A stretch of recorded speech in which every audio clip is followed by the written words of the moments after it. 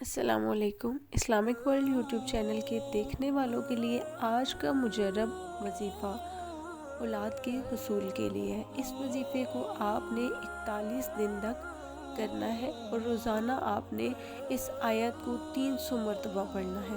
پارہ نمبر 6 سورہ مائدہ کی آیت نمبر 17 ہے۔ آپ نے اس کو 41 دن تک پڑھنا ہے۔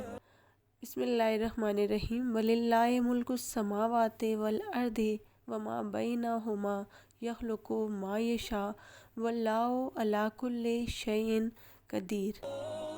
کسی بھی فرض نماز کے بعد آپ اس آیت کو 300 مرتبہ پڑھ کے کسی میٹھی چیز پر دم کر کے دونوں میاں بیوی استعمال کریں۔